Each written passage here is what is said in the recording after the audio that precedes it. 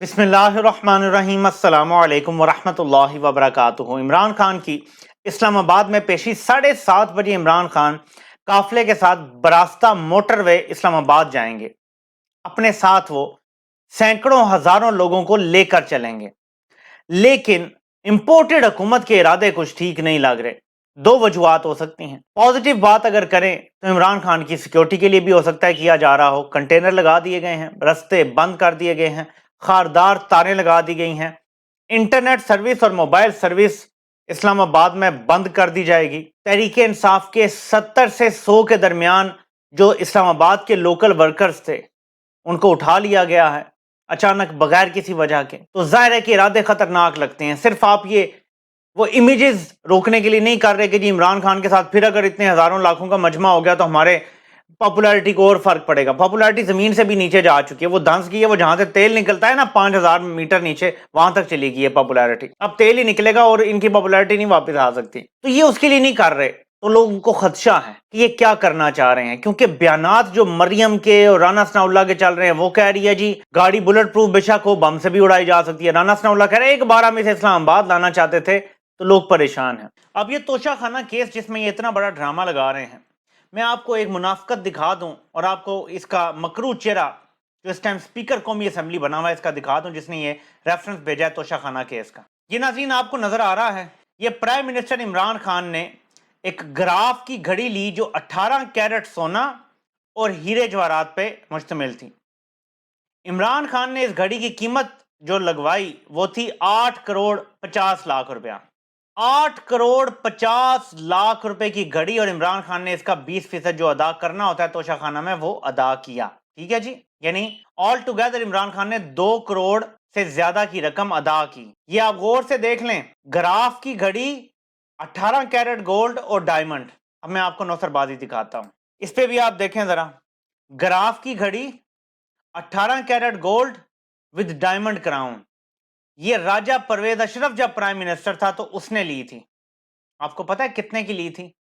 اس نے صرف 2 لاکھ روپیہ پے کر کے یہ گھڑی لے لی تھی۔ اس کی قیمت اس نے لگوائی تھی 8,90,000۔ جس گھڑی کی قیمت عمران خان نے 8.5 کروڑ روپیہ جینون جو قیمت تھی وہ لگوائی، راجہ پرویز اشرف نے اس گھڑی کی قیمت 8,90,000 لگا کے 2 لاکھ روپیہ ادا کر کے 8.5 کروڑ والی گھڑی لے لی۔ اور آپ بے شرمی ذرا چیک کریں کہ یہی بندہ قومی اسمبلی میں عمران خان کے خلاف ریفرنس بنا کے بیچتا ہے توشہ خانہ کا الیکشن کمیشن کو۔ الیکشن کمیشن اتنا بے شرم ہے کمشنر کہ بجائے اس کے کہ سارے توشہ خانہ کے دیکھتا اور راجہ پرویز اشرف سے بھی پوچھتا کہ تم نے یہی گھڑی، ایگزیکٹلی یہی گھڑی تم نے بھی لی تھی تو تم نے تو اس سے بھی کم پیسے ادا کیے ہیں۔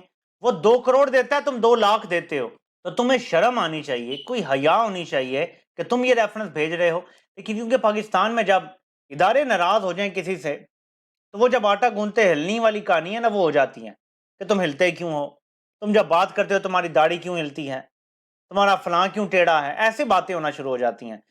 توشہ خانہ کیس میں کچھ بھی نہیں ہے۔ ان لوگوں کی جو ابھی نکل کے آئے ہیں اور جو چھپائے گئے ہیں وہ جب سامنے آئیں گے، اور جو 2002 سے پہلے یعنی 1990 سے 2002 تک جو ان 2 خاندانوں نے کیا ہے، لوگ کانوں کو ہاتھ لگائیں گے۔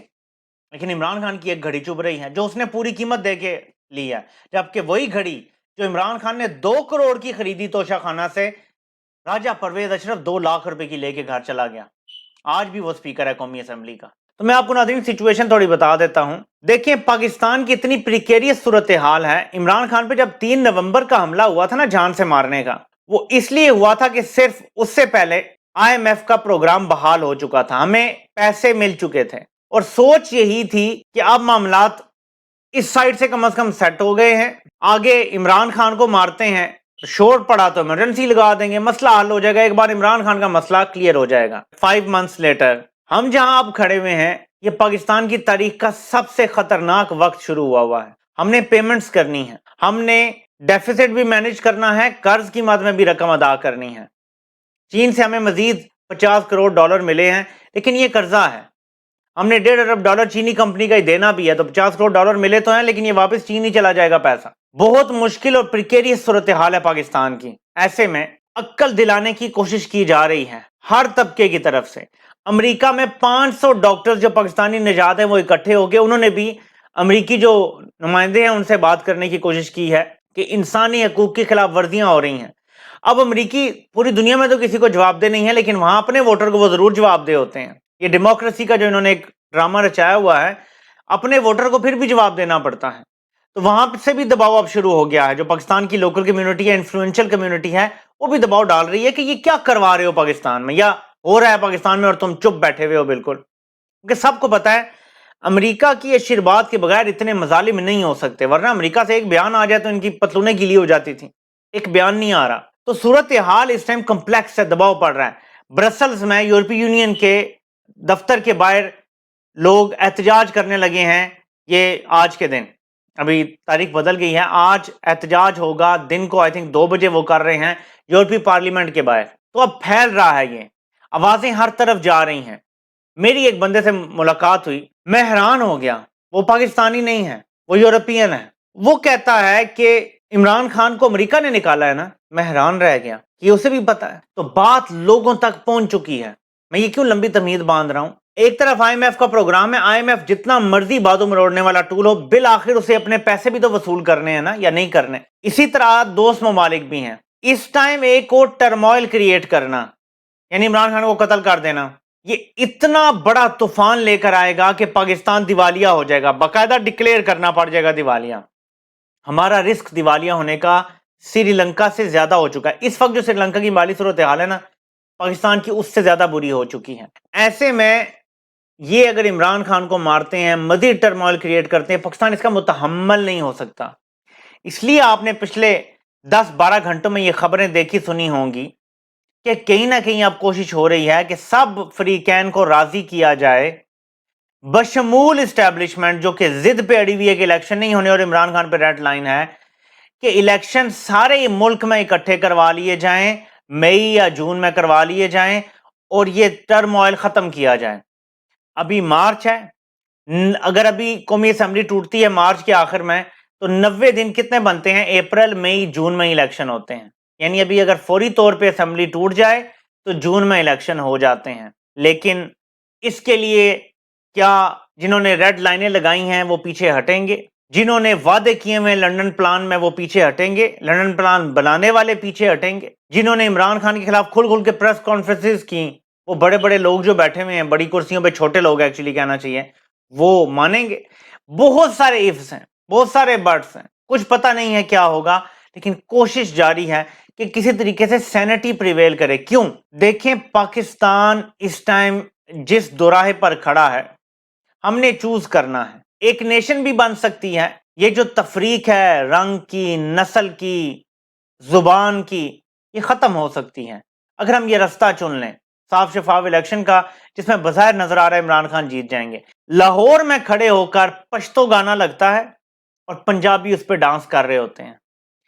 یہ ہارمنی عمران خان کے علاوہ پاکستان کے کسی لیڈر کے ہوتے ہوئے نہیں ہوئی۔ قائد اعظم کے بعد یہ پہلا بندہ آیا ہے پاکستان کو ملا ہے جس نے پوری قوم کو ایک نعرے کے نیچے اکٹھا کر دیا ہے۔ اور یہ لا الہ الا اللہ کا نعرہ اتنا کوئی سخت اور برکت والا بھی ہے، مضبوط بھی ہے۔ سخت اس لیے کہا ہے کہ اس کی ہیبت طاری ہو جاتی ہے مخالفین پہ، دشمنوں پہ، اور برکت آپ دیکھیں کہ کس طریقے سے عمران خان بچتے چلے جا رہے ہیں، ادھر سے ادھر سے نیویگیٹ، یہ برکت ہے اسی کی، کیونکہ اس نعرے پہ عمران خان نے اپنی پوری مہم بیس کی ہوئی ہے۔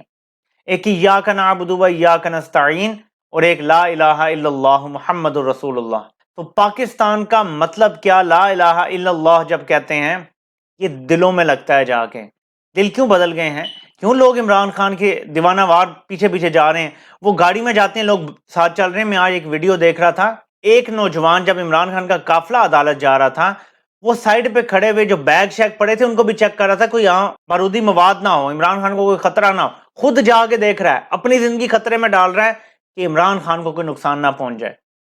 یہ انپریسیڈنٹڈ ہے۔ یہ کس لیے ہے؟ ایسے دل کیسے بدلتے ہیں؟ یہ اللہ بدلتا ہے دل۔ یہ اس کلمے کی برکات سے ہے، کیونکہ وہ صاف نیت سے، سچے دل سے اس کلمے کا ذکر کرتا ہے۔ وہ اسے سیاست چمکانے کے لیے نہیں کر رہا۔ یہ جو ان کی اٹیمپٹ تھی نا رات کو، اگر انہیں ریزسٹنس نہ ملتی، یہ عمران خان کو غائب کر دیتے۔ مہینہ، 2 مہینے، 6 مہینے، ایک عدالت سے دوسری عدالت، تیسری عدالت، اور عدالت میں لانا نہیں تھا۔ بائی دا وے ان کا پلان کیا تھا کہ عدالتوں کے اندر ویڈیو لنک پہ کال کروائیں گے، عمران خان کو جیل سے باہر نہیں نکلنے دیں گے، جو مرضی ہو جائے۔ جو عمران خان کا عدالت میں پیشی ہے وہ ویڈیو لنک سے کروا دیا کریں گے. یہ ان کی پورے پلان کا حصہ تھا.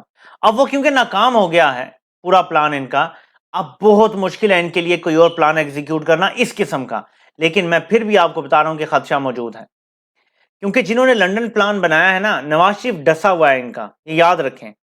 3 بار نواز شریف ڈسا ہوا ہے. 93 میں پہلے اس کی حکومت گرائی، بعد میں فورس ہی کر کے اس سے استعفیٰ لیا. اس کے بعد 99 میں مارشل لا لگا، اس کو اٹھا کے جیل میں پھینک دیا. 2017 میں نائل ہوا، کیوں نکالا کرتا رہا اور اس کے بعد جیل میں چلا گیا. تو یہ نواز شریف جرنیلوں کا ڈسا ہوا ہے. سو یہ ہو نہیں سکتا کہ نواز شریف نے کسی کو عہدہ دیا ہو اور آڈیوز اور ویڈیوز ریکارڈ نہ کی ہوں جو ان کی آپس میں مذاکرات ہو رہے تھے. وہ سب ریکارڈنگ نواز شریف کے پاس ہوں گی. مجھے خدشہ اسی ریکارڈنگز کا ہے کہ ایک بندے کی اپنی جاب، اپنی لیجیٹمیسی، اپنا سب کچھ ہے. اور ایک اور آپ کو سازش بتاؤں، آپ کو یاد ہے وہ طوطا جو کہتا تھا کہ مجھے مارنے آئے تھے تو طوطے نے مجھے بچا لیا؟ وہ طوطا یہ کہتا ہے کہ میں آپ کو بتاؤں کہ یہ سازش کا حصہ ہے. ایک بیانیہ بنایا جا رہا ہے کہ عمران خان آ گیا تو وہ جنرل عاصم منیر کو نوکری سے نکالے گا، جنرل فیض حمید کو as D G I S I واپس لے کر آئے گا. یہ سمجھ رہے ہیں آپ بات کو؟ آپ کو پتا ہے کہ یہ بیانیہ اس سے ملتا جلتا کب بنا تھا؟ جب عدم اعتماد آ چکی تھی تو انہی قسم کے لوگوں نے یہ افواہیں اڑائی تھیں Imran Khan army chief general Bajwa کو سیک کرنے والے ہیں، نوکری سے نکالنے والے ہیں. وہ ڈر گیا، اس نے پٹیشن بنائی اور اسلام آباد ہائی کورٹ کی طرف بھجوا دی. رات کو 12 بجے 10 ساڑھے 10 آئی تھنک کھل گئی تھی اسلام آباد ہائی کورٹ، اور وہ پٹیشن لگنے جا رہی تھی جس میں یہ تھا کہ وزیر اعظم کو یہ روکا جائے کہ وہ آرمی چیف کو تبدیل کرنے لگے ہیں. امیجن کریں ذرا، افواہوں کی وجہ سے وہ ڈر گیا تھا. اب پھر افواہیں، یہ کیوں افواہیں پھیلا رہے ہیں؟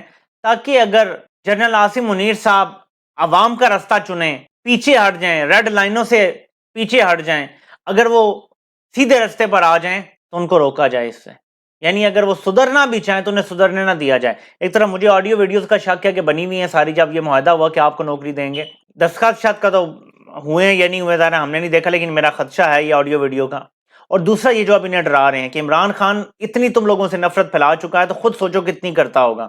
جبکہ عمران خان نے نفرت پھیلائی نہیں ہے، وہ تو ایک شخص ڈرٹی ہیری کا نام لے رہے ہیں، جو سب کچھ ہوا اس کا ذمہ دار وہ باجوہ کو کہتے ہیں، وہ چلا گیا ہے. دوسرا وہ ڈرٹی ہیری کو کہہ رہی ہیں جس نے سب کو ٹارچر کیا اور ننگا کیا اور سارا کچھ، وہ تو کسی اور کی بات ہی نہیں کر رہے. انہوں نے صرف اتنا کہا ہے کہ اس ملک میں فیصلے آرمی چیف کرتا ہے، تو اب جو بھی ہو رہا ہے فیصلہ وہ کر رہے ہیں. وہ اگر سدھر جائیں اور سیدھے فیصلے کریں تو لڑائی ہے ہی نہیں کوئی. عمران خان کی نئے آرمی چیف سے کوئی لڑائی کیسے ہو سکتی ہے؟ رجیم چینج آپریشن کرنے والا باجوہ خود ہے، لا کے عمران خان کے لوگوں کو مارے پڑوانے والا وہ خود ہے، اور لا کے ڈرٹی ہیری کو بٹھا دیا اس نے. تو اس کو سمجھنا چاہیے کہ یہ جو لوگ پھر بڑکا رہے ہیں کہ جی آئے گا آپ کو نوکری سے نکال دے گا، آئے گا تو فیض حمید کو لگا دے گا، کیونکہ ان کی بھی آپس میں نہیں بنتی، فیض حمید کی اور ہمارے چیف صاحب کی بھی نہیں بنتی، ان کی بھی کوئی انبن ہے. تو یہ ساری چیزیں ہیں، ایکسپلوئٹ کرنے کی کوشش ہو رہی ہے. اس لیے سچویشن جو ہے بڑی اس ٹائم کریٹیکل ہے، اور میں امید کرتا ہوں کہ بیٹر سینس پریویل کرے گی. ایک پیشی ہوگی، اس میں دوبارہ مقدمے نہیں بنیں گے، لوگ تو جائیں گے ساتھ. آپ نے دفعہ 144 لگا دی، آپ نے موبائل سروس بند کر دی، آپ نے کنٹینر لگا دیے، لیکن جو عمران خان کے ساتھ لوگ آئیں گے آپ یہ نہیں کر سکتے، کیونکہ اطلاعات یہ بھی ہیں کہ جس کا پی ٹی آئی کا جھنڈا ہوگا اسے گرفتار کر لیں گے، جس نے عمران خان کی تصویر لگائی ہوگی گاڑی پہ اسے بھی گرفتار کر لو. مطلب یہ کوئی مذاق ہو رہا ہے؟ یہ ملک ہے یا بنانا ریپبلک الٹرا پرو میکس ہے؟ ایسے نہیں، ملک ایسے نہیں چل سکتے. پی ٹی آئی کو پوری تیاری کے ساتھ جانا چاہیے، اور وکلاء کی ایک بڑی کثیر تعداد وہاں پہ اندر ہونی چاہیے. جوڈیشل کمپلیکس میں G11 میں جہاں پہ آپ جا رہے ہیں، ایک جج نے ضد کی، کس کے کہنے پر کی؟ یہ ہمیں پتہ ہے، ڈرٹی ہیری کے کہنے پر کی. یہ نہ ہوتی تو انسانی جان بچ سکتی تھی. لوگوں کی ہڈیاں ٹوٹی. آپریشن ہوا ہے آج ایک صاحب کا، ان کے دانت سارے اوپر والے توڑ دیے رینجرز نے، ان کا پورا ہونٹ یہاں سے ایسے کھل گیا. یہ ظلم کیا گیا ہے. کس لیے؟